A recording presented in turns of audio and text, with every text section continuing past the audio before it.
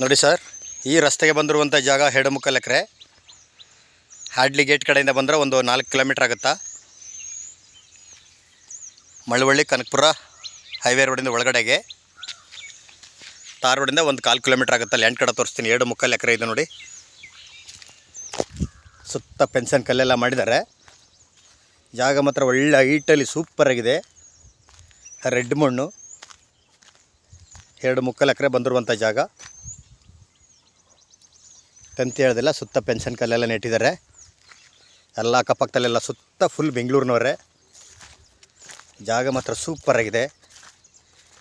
ಬೆಂಗಳೂರಿಂದ 190 ಕಿಲೋಮೀಟ್ರ್ ಆಗುತ್ತಾ.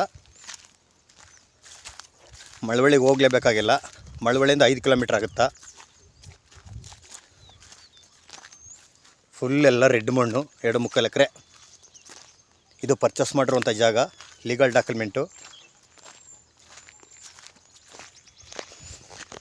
ಇಲ್ಲಿ ಸುತ್ತ ಅಕ್ಕಪಕ್ಕದಲ್ಲೆಲ್ಲ ಫುಲ್ ಬೆಂಗಳೂರಿನವ್ರ ತೋಟಗಳು ಎಲ್ಲ ಇವೆಲ್ಲ ನೋಡಿ. ಎಲ್ಲ ಫುಲ್ ಬೆಂಗಳೂರಿನವರವೇ ಪಕ್ಕದಲ್ಲೆಲ್ಲ. ಮಣ್ಣಂತೂ ಎಲ್ಲ ಫುಲ್ ರೆಡ್ ಸಾಲು. ಒಳ್ಳೆ ಹೈಟಲ್ಲಿದೆ ನೋಡಿ. ಹಿಂದಗಡೆ ತೋಟನೂ ಇಲ್ಲೇ ಲೋಕಲ್ನವ್ರದ್ದು. ಸಾಕತ್ತಾಗಿದೆ ಜಾಗ ಅಂತೂ. ಮೇನ್ ರೋಡಿಂದ ಒಳಗಡೆಗೆ 4 ಕಿಲೋಮೀಟ್ರ್ ಆಗುತ್ತಾ.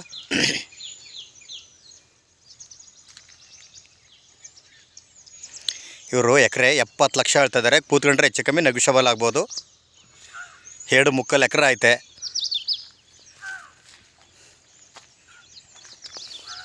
ಮಳವಳ್ಳಿಯಿಂದ ಬಂದರೆ 5 ಕಿಲೋಮೀಟ್ರ್ ಹಿಂದಕ್ಕೆ ಬರಬೇಕು.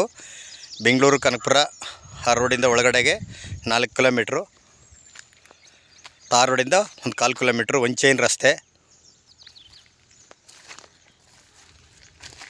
ಜಾಗ ಮಾತ್ರ ಸೂಪರಾಗಿದೆ ನೋಡಿ. ಒಳ್ಳೆ ಜಾಗ. ಲೊಕೇಶನ್ ಎಲ್ಲ ತುಂಬ ಚೆನ್ನಾಗಿದೆ. ತೋಟ ಮಾಡ್ಕಿರೋರ್ಗಂತೂ ಸೂಪರಾಗಿದೆ.